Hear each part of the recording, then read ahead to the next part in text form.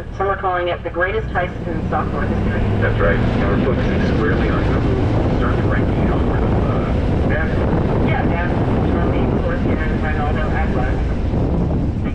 And his count, his observation. Bienvenida a la curiosidad a esta nueva exploración. Hoy vamos a analizar a fondo fragmentos de una declaración, una bastante fuerte, de Reinaldo Aguiar, ex empleado de Google. Sí, una declaración con alegaciones muy serias, ¿no? Sobre robo de propiedad intelectual y bueno, manipulación del mercado. Exacto, así que la idea hoy es ver qué hay detrás de estas afirmaciones tan complejas, qué podrían significar. Vamos a meternos en esto. El corazón de todo, según este testimonio, es un sistema interno de Google. Se llama NAV. Lo describe como, bueno, fundamental, vital para que los resultados de búsqueda sean precisos. Entiendo. De hecho, fíjate que menciona experimentos internos donde al parecer si quitaban NavBoost, la precisión caía casi un 90%. 90%. Eso te da una idea del peso estratégico que tendría ese sistema. Totalmente. Si un solo componente tiene, digamos, esa influencia tan decisiva, quien lo controle o simplemente entienda bien cómo funciona por dentro, tendría una ventaja competitiva o manipulativa enorme. Claro, es la puerta de entrada a la información para millones, básicamente. Exacto. Y aquí es donde la cosa se pone, bueno, muy interesante. El testimonio afirma que el código de NavBoost fue robado. ¿Robado? Así directamente. Sí, robado, por lo que él describe como una red criminal y menciona un nombre específico, Liana Technologies. Dice que eran parte de esto. Liana Technologies, ok. Y la implicación es directa. Si tenían ese código, esta red pues podía manipular los resultados de búsqueda de Google como quisiera. O sea, a su antojo. Wow. Y pone el foco especialmente en las búsquedas de compras, las shopping queries, que sabemos que son súper lucrativas para Google. Claro, ahí se mueve mucho dinero. Entonces, él sugiere una hipótesis basada en lo que observó. Dice que gigantes como Amazon y eBay y sus afiliadas como que se habrían repartido este mercado. ¿Repartido? ¿Cómo? A ver, según él, Amazon dominaría las búsquedas más generales, las Gs, ¿no? Cosas como buscar zapatos o televisores. Ok, las búsquedas amplias. eBay se quedaría con las búsquedas más específicas, las de cola larga o tail queries. Algo como zapatillas rojas para correr, talle 42 de esta marca específica. Más detallado. Entiendo la lógica que plantea. Amazon para lo masivo, eBay para el nicho específico. Y si conectamos eso con el panorama general, manipular las búsquedas de compras así tendría un impacto económico directo y masivo. Claro. Permitiría dirigir flujos de ingresos gigantescos, inflando la visibilidad de unos vendedores sobre otros. Y según postula él en el documento, esto fue posible por el conocimiento que obtuvieron del código de NavBoost, del robo. El impacto sería tremendo. Y el testimonio va más allá, ¿eh? Implica a varias figuras conocidas, entidades. ¿A quiénes menciona?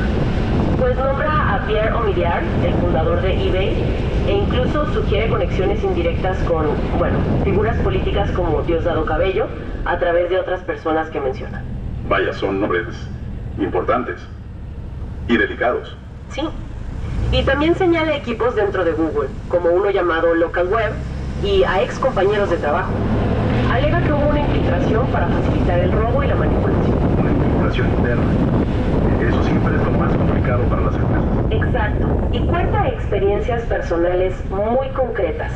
Encuentros con ciertas personas, él da nombres, Gillian Walsh, Pavel Chapilov, Salvador Méndez, y eventos específicos que él interpreta como parte de toda esta operación. O sea, él conecta los puntos de su propia experiencia con esta trama mayor.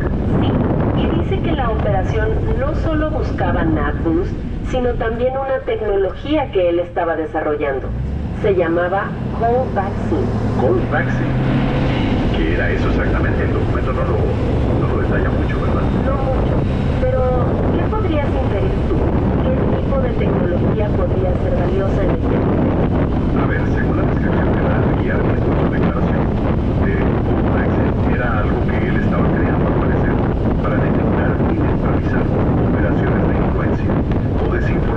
online a gran escala. Ah, entiendo.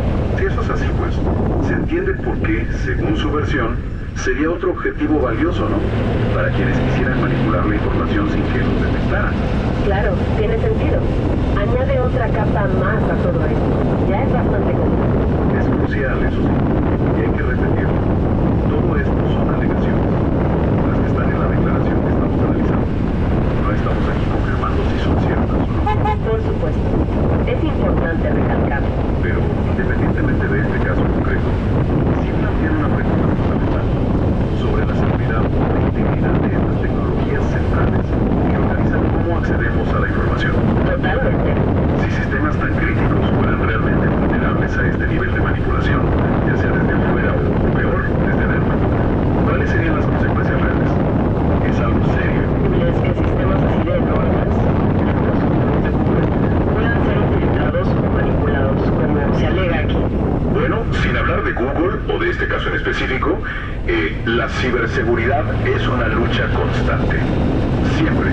Los sistemas complejos, por definición, tienen muchas puertas, muchas ventanas, digamos, superficies de ataque amplias, y la amenaza interna, pues, empleados con acceso privilegiado, es un riesgo conocido en cualquier gran tecnológica. Y la infiltración externa, también, es una preocupación constante. Entiendo. Así que, en abstracto, la posibilidad de brechas o abusos en sistemas críticos siempre está ahí. Las empresas invierten muchísimo, precisamente para prevenirlo. Ahora, la escala y el éxito de la manipulación que se alega aquí, eso sí sería algo extraordinario, muy fuera de lo común. Entendido. Entonces, al final del día, ¿qué nos deja todo esto? El testimonio nos deja con una idea, pues, inquietante, ¿no? Sí, Que esta infraestructura invisible que usamos todos los días, que da forma a nuestra experiencia online, podría ser, según estas alegaciones tan graves, un campo de batalla. oculto, por el control y por el dinero, a una escala masiva, una lucha por quién te muestra qué cosa y por qué te la muestra. Exacto. Y nos lleva a pensar más allá de este caso, ¿no? ¿Qué otras joyas de la corona digitales, qué otros sistemas clave que usamos sin pensar podrían ser vulnerables? Y sobre todo, ¿qué significaría para todos nosotros si quienes buscan manipularlos tuvieran éxito? Definitivamente es algo en que pensar. Welcome, curious minds, to the deep dive. We're peeling back the layers today of something pretty extraordinary. Forget the ordinary. We're plunging headfirst into a story, well, a claim really, that's been called the greatest heist in software history. Pretty bold statement, right? It really is. We're talking about this idea that maybe, just maybe, beneath the surface of the tech you use every single day, there's this huge network. Right. Operating like right out in the open almost, pulling strings, controlling information, making vast amounts of money. Exactly. And it's not just about tech giants and code. This story gets personal. We're talking about alleged IP theft, yeah, but also manipulation, even claims of physical harm. And some really surprising personal stories we'll get to know. What's our mission here? What are we trying to unpack in this deep dive? Our mission today is to really carefully go through this extraordinary account from someone named Ronaldo Aguilar. He's a former insider at Google. I'm an insider. Okay. Yeah, and he's come forward publicly with these incredibly detailed allegations. We're talking massive intellectual property theft, manipulation deep inside major tech companies, and like you said, some really disturbing claims about working targets. We're connecting the dots between events, people. Precisely. We're trying to see how seemingly separate things, different events, different even potentially a very powerful figure linked to Venezuela politics might all connect to one single alleged.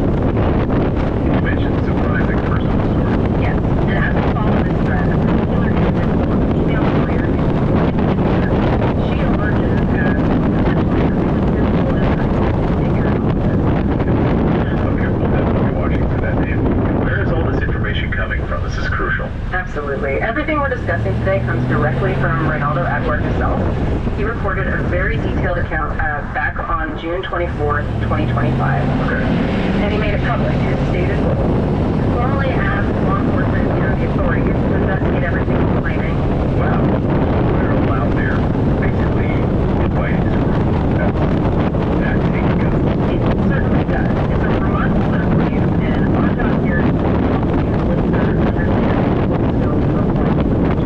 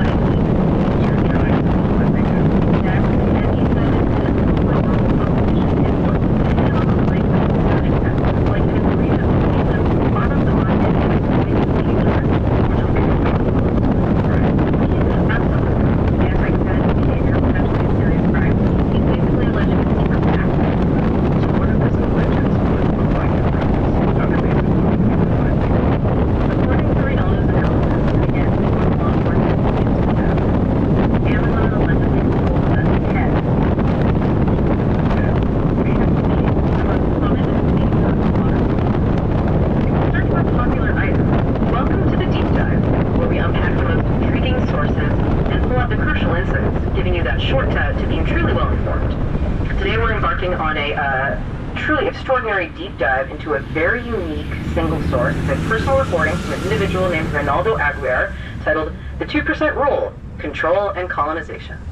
Yeah, this isn't your typical news report or, an academic paper. Not at all. Instead, what we have is a raw, quite unfiltered account of one man's observations, his theories, and some deeply personal experiences. And it's all intertwined with these claims of a vast coordinated network operating at both local and apparently global scales. It's a remarkably unusual and compelling piece of material to explore, really precisely because it's so personal, so firsthand. Absolutely. So our mission for this deep dive is really to act as your expert guides, navigating these highly detailed and, let's be honest, often provocative claims. We'll distill his observations, explore his conceptual frameworks, and kind of help you understand the core arguments he presents.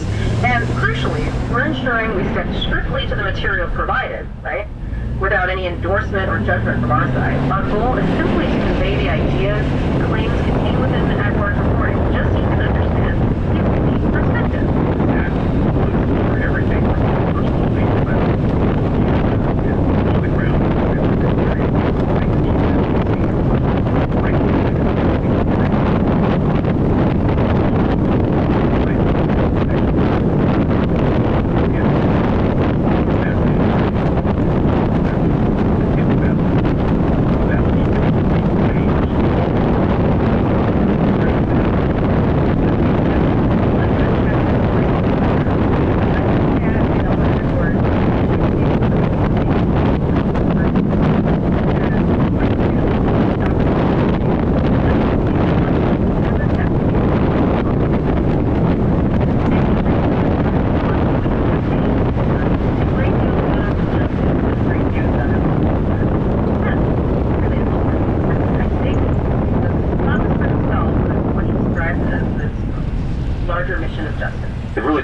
What's truly fascinating here is how Aguiar positions himself.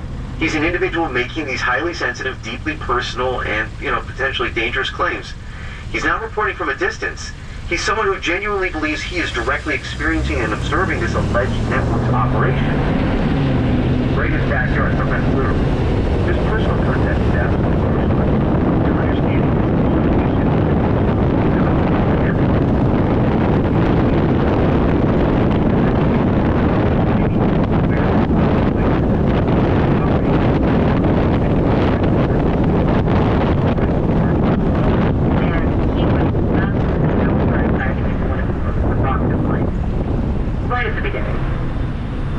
what he actually calls a Guess Who segment, revealing Governor Greg Abbott. And it's not subtle.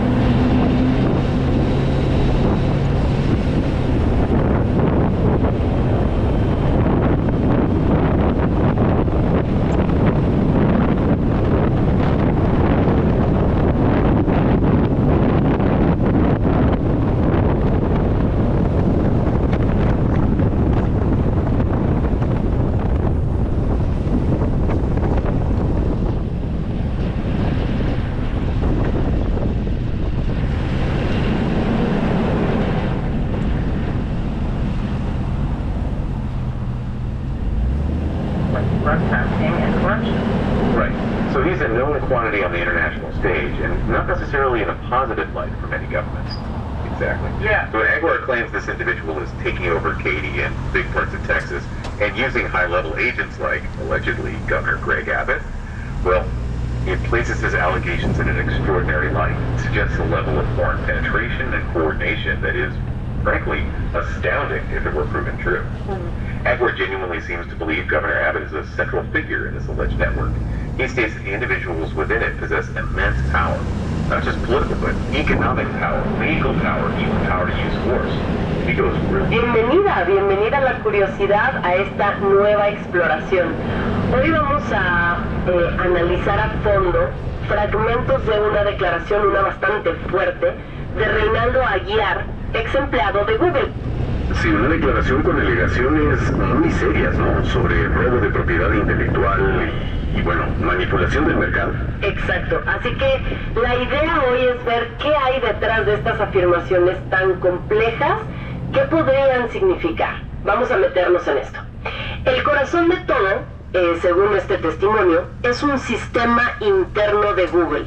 Se llama NavBoost. Ajá. Lo describe como, bueno, fundamental, vital para que los resultados de búsqueda sean precisos. Entiendo.